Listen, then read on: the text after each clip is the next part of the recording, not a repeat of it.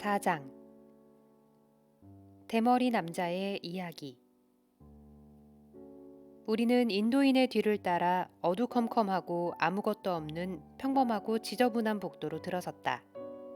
오른쪽에 있는 방문 앞에 이르자 하인이 문을 활짝 열었다.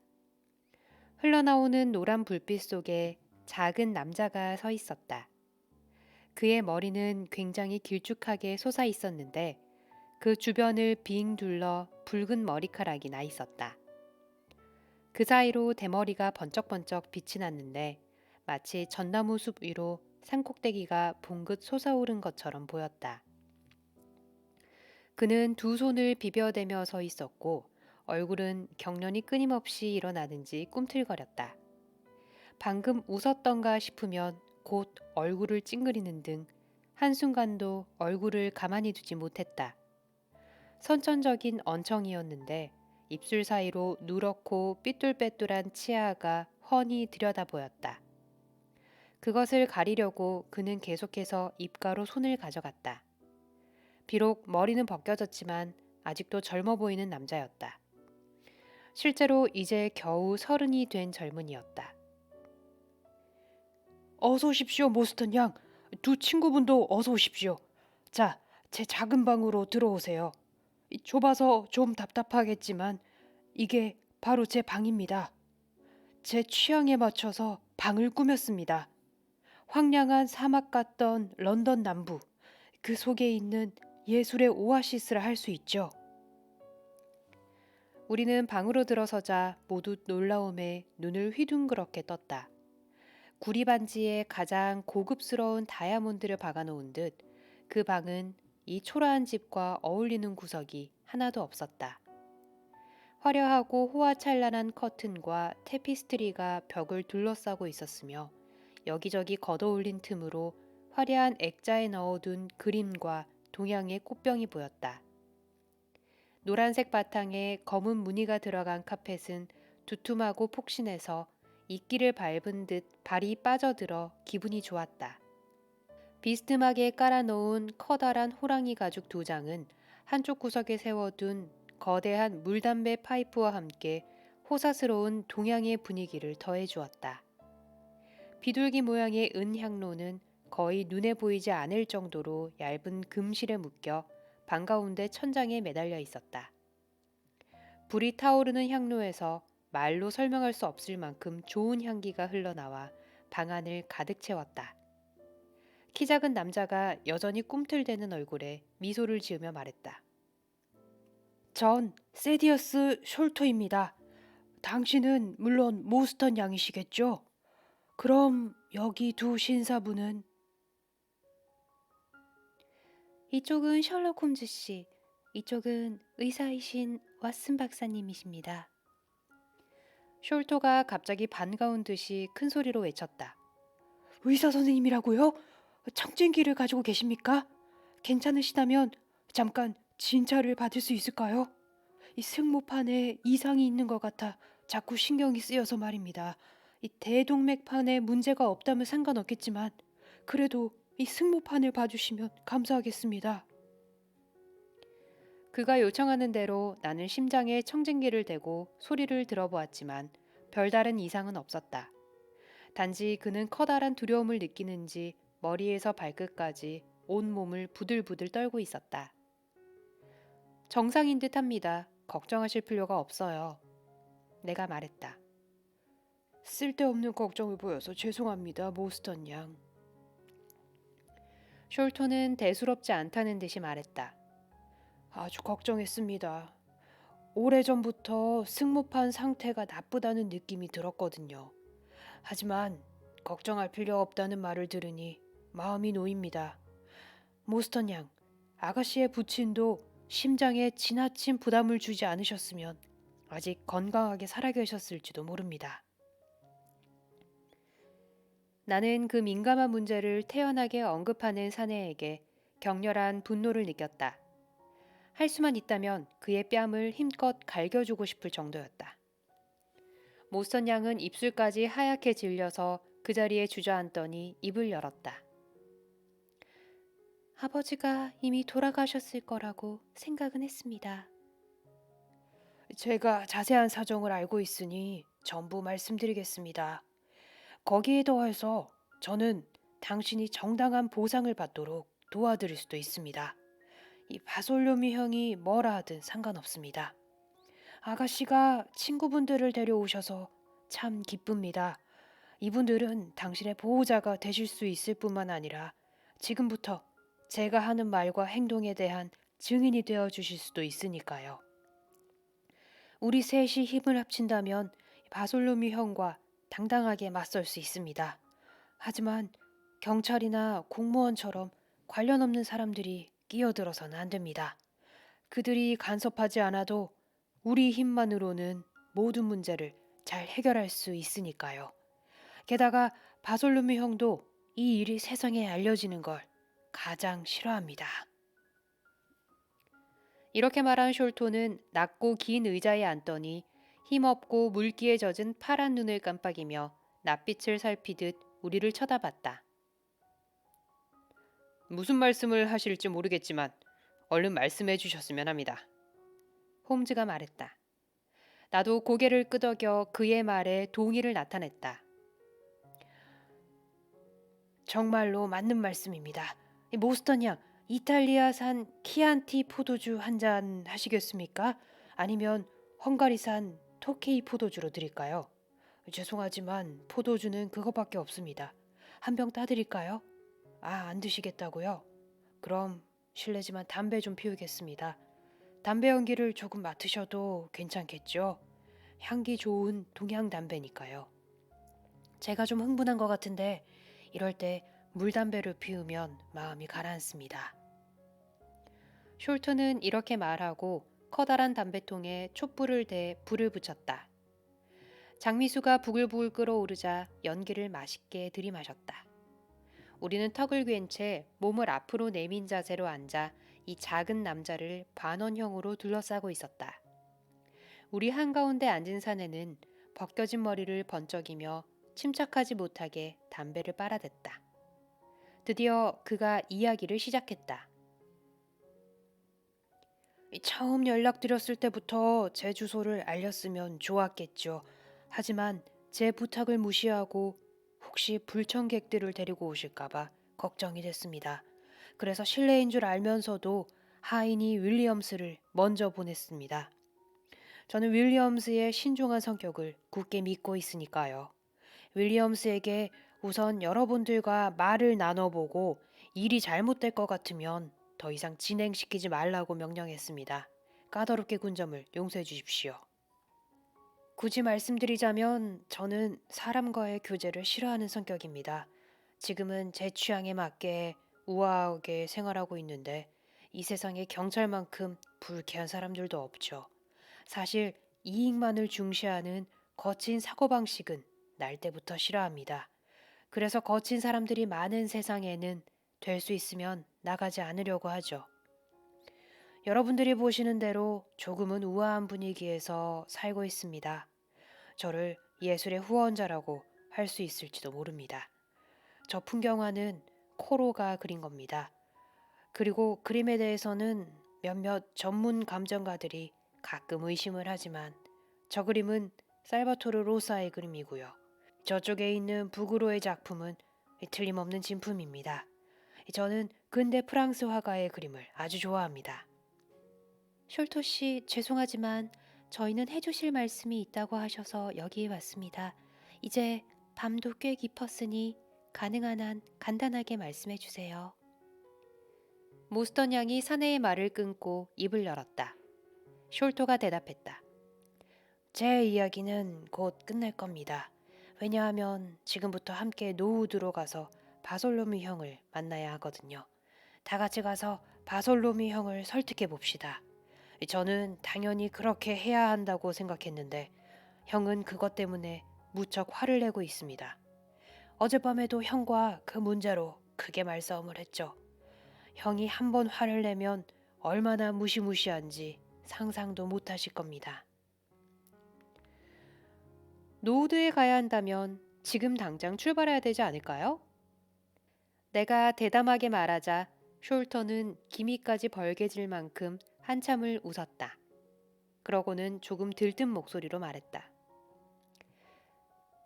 그렇게 하면 일이 잘 풀리지 않을 겁니다. 제가 갑자기 여러분을 데리고 가면 형이 무슨 말을 할지 알 수가 없으니까요.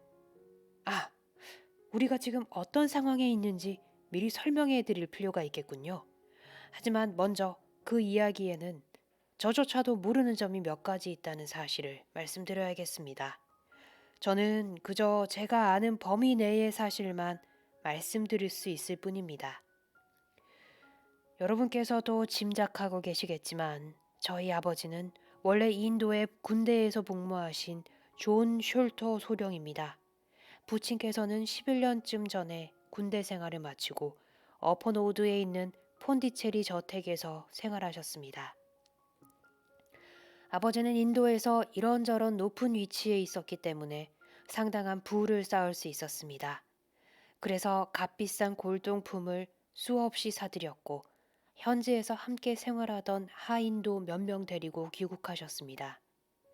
아버지는 그 돈으로 바로 집을 장만해서 아주 호화롭게 생활하셨죠. 자식이라고는 쌍둥이 형인 바솔로뮤와 저 둘뿐입니다. 모스턴 대위가 실종되었을 때 무슨 일이 일어났는지 저도 잘 기억하고 있습니다. 자세한 내용은 신문에서 읽었고 그분이 아버지의 친구였다는 사실도 알고 있었죠. 그래서 우리 형제는 아버지 앞에서도 자주 사건에 대한 이야기를 나눴습니다. 아버지도 우리 형제가 그 이야기를 할 때 일어날 수 있는 여러 가지 경우에 대해서 곧잘 말씀하셨습니다. 그렇기 때문에 저나 형이나 아버지가 모든 비밀을 자기 가슴 속에 숨기고 있었고 아버지 한 사람만이 아서 모스턴 씨의 죽음에 관한 진실을 알고 있었으리라고는 꿈에도 생각지 못했습니다. 하지만 우리는 비밀스럽고 아주 위험한 문제가 아버지의 신변을 위협하고 있다는 사실만은 알 수 있었습니다. 아버지는 혼자 외출하기를 아주 두려워하셨고 폰디체리 저택의 문지기로 프로 권투 선수 2명을 고용하셨습니다. 아까 여러분을 마차로 모시고 온 윌리엄스도 그들 중 한 명입니다. 그는 예전에 라이트급 영국 챔피언이었죠. 아버지는 자신이 무엇을 두려워하는지 말씀해 주시지 않았습니다. 다만 나무로 만든 의족을 한 사내들을 아주 싫어하셨던 것만은 분명합니다. 한 번은 의족을 한 사내에게 실제로 권총을 쏜 적도 있었는데 알고 보니 그는 아무런 악의도 없이 그저 물건만 팔러 온 평범한 상인이었습니다. 사건을 조용히 마무리 짓기 위해서 엄청난 돈을 쏟아부었죠. 형과 저는 아버지가 착각하시는 바람에 그 소동이 벌어졌다고 생각했습니다. 하지만 그 이후로도 여러 가지 일들이 일어나자 우리는 생각을 바꿔야 했죠. 1882년 초에 아버지는 인도에서 온 편지 한 통을 받고 큰 충격에 빠졌습니다. 아침 식사를 할 때 그 편지를 보셨는데 아버지는 기절할 정도로 놀라 그날부터 알아누우시더니 그대로 돌아가셨습니다. 결국 편지 내용은 알 수 없었지만 아버지가 읽으실 때 옆에서 언뜻 보았더니 필기체로 쓰인 짧은 편지였습니다. 그 몇 년 전부터 아버지는 비장 비대증에 시달리고 있었는데 갑자기 악화돼서 4월 말에는 더 이상 가망이 없다는 이야기를 들었습니다. 그러자 아버지는 유언을 남기겠다며 우리 형제를 불렀습니다. 우리가 아버지의 방에 가보니 아버지는 자리에서 일어나 베개에 몸을 기댄 채 숨을 헐떡이고 있었습니다. 아버지는 문을 잠그게 하고 우리를 침대맡으로 불렀습니다. 그리고 우리 손을 잡고 고통과 흥분된 마음 때문에 숨을 헐떡이며 전혀 생각지도 못했던 사실을 간신히 털어놓으셨습니다. 그때 아버지의 말씀을 그대로 옮겨드리죠. 난 이제 죽어도 한이 없지만 딱 한 가지 마음에 걸리는 일이 있다. 아버지는 이렇게 말씀을 시작하셨습니다. 그건 죽은 모스턴 대위의 가엾은 딸에 대한 일이다. 나는 저주받아 마땅한 탐욕이라는 망령에 평생을 휩쓸려 버렸다. 적어도 절반은 그 딸이 받았어야 할 보물을 아직도 건네주지 않고 움켜쥐고 있으니 말이다. 그 아이의 몫에 손을 대지도 않으면서 그대로 가지고 있으니 이 탐욕이란 참으로 알 수가 없구나. 그것을 내가 가지고 있다는 사실만으로도 너무 좋아서 나는 그것을 다른 이에게 줄 생각을 하지 못했다. 키니네 벽 옆에 있는 진주 목걸이가 보이느냐? 저것도 원래 그 아이에게 주려고 내놓았는데도 불구하고 그걸 남에게 주고 싶은 마음이 싹 사라지지 뭐냐. 너희들은 그 아이에게 아그라의 보물을 정당한 목만큼 건네줘야 한다. 하지만 내 숨이 붙어 있는 동안에는 아무것도 보내지 마라. 저 목걸이도 주면 안 돼. 나만큼 건강이 나빠졌다가도 다시 살아난 사람들이 얼마든지 있으니까. 아버지는 계속 말씀하셨습니다. 모스턴이 어떻게 죽었는지 말해두어야겠구나. 그 사람은 오래전부터 심장이 좋지 않았는데 이 주변 사람들에게는 그 사실을 비밀로 했지. 나만 알고 있었다. 인도에 있었을 때 그와 나는 우연하고 묘한 여러 가지 일이 겹친 덕분에 상당히 많은 보물을 손에 넣었단다. 내가 먼저 그 보물을 가지고 영국으로 돌아왔는데 모스턴은 휴가를 얻어 런던에 도착하자마자 그날 밤에 나를 찾아와서 자기 몫을 달라고 요구했지. 그는 역부터 여기까지 걸어와서 지금은 벌써 죽고 없는 충직한 랄초우다 할아범의 안내를 받으며 내 앞에 나타났다. 모스턴과 나는 보물을 나누는 문제로 의견이 엇갈려 심하게 말다툼을 했다. 모스턴은 화를 이기지 못하고 의자에서 벌떡 일어섰지. 그런데 갑자기 그의 얼굴이 흑빛으로 변하더니 한 손으로 옆구리를 움켜쥐고 뒤로 쓰러지면서 그만 보물 상자의 모서리에 머리를 부딪히고 말았다. 나는 놀라 몸을 굽혀 그를 봤는데 끔찍하게도 이미 그는 숨을 거둔 뒤였다. 어떻게 할지 몰라서 나는 한동안 멍하니 앉아 있었다. 처음에는 물론 도움을 청해야겠다고 생각했지. 하지만 상황을 보니 내가 살인자라는 누명을 쓸 게 뻔했어. 하필 나와 말다툼을 하다가 머리를 부딪혀 죽었으니 당연히 내가 의심을 받겠지. 그리고 경찰 조사를 받으면 내가 그토록 숨기고 싶어 하던 보물 이야기를 해야 했다. 모스톤은 자기가 가는 곳을 아무에게도 말하지 않고 왔다고 했으니 굳이 내가 경찰을 불러서 그 사실을 알릴 필요는 없다고 생각했지. 한참 이런저런 생각에 잠겨 있다가 문득 눈을 들어보니 문에 랄초우다가 서 있더구나. 초우다는 조용히 방 안으로 들어와서 이 손을 뒤로 하고 문을 잠그더니 이렇게 말했다. 나리 걱정하지 마십시오. 나리가 사람을 죽인 사실은 아무도 모릅니다. 시체를 감춰버리면 어느 누가 알겠습니까? 그래서 내가 죽인 게 아니라고 했지만 초우다는 저는 다 들었습니다. 두 분께서 다투는 소리도 때리는 소리도요. 하지만 저는 아무에게도 말하지 않겠습니다. 다른 사람들은 모두 잠들었습니다. 우리 둘이 얼른 시체를 치워야 합니다. 라고 하더구나. 그 말을 듣고 나도 마음을 정했지. 이 하인조차도 날 믿어주지 않는데 멍청한 배심원 12명에게 어떻게 내 결백을 알리겠느냐. 그날 밤에 랄초더와 나는 시체를 치웠다. 채 사흘도 지나지 않아서 런던의 모든 신문들이 모스턴 대위의 의문의 실종에 관한 기사로 떠들썩했지. 자, 이제 너희들도 아비인에게 거의 죄가 없다는 사실을 알았겠지. 내게 잘못이 있다면 그건 시체뿐만 아니라 보물까지 숨겨버렸고 내 몫은 물론이고 모스턴 대위의 몫까지 움켜쥐고 놓지 않았다는 점이다. 그래서 나는 너희들이 모스턴의 몫을 돌려주기를 바라는 게다. 귀를 좀 더 가까이 대보거라. 보물을 숨겨놓은 곳은 여기까지 말했을 때 갑자기 아버지의 표정이 끔찍하게 변했습니다. 입을 쩍 벌리고 눈을 둥그렇게 뜨면서 아버지가 외쳤습니다. 저 녀석을 내쫓아! 제발 저 녀석을 내쫓아라!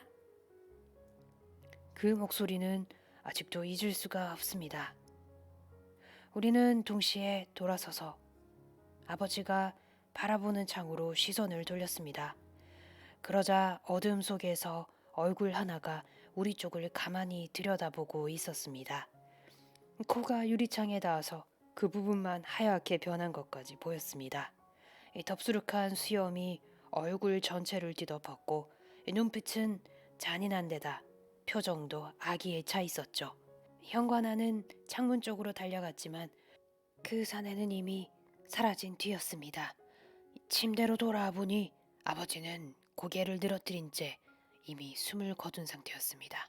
우리는 곧바로 정원을 샅샅이 뒤졌지만 침입자가 숨어있는 흔적은 전혀 보이지 않았습니다. 창 바로 아래에 있는 화단에 찍힌 발자국 하나를 찾았을 뿐이죠. 그것마저 없었다면 우리가 본 아기가 넘실거리던 그 무시무시한 얼굴은 망상이 빚어낸 환영이라고 생각했겠죠.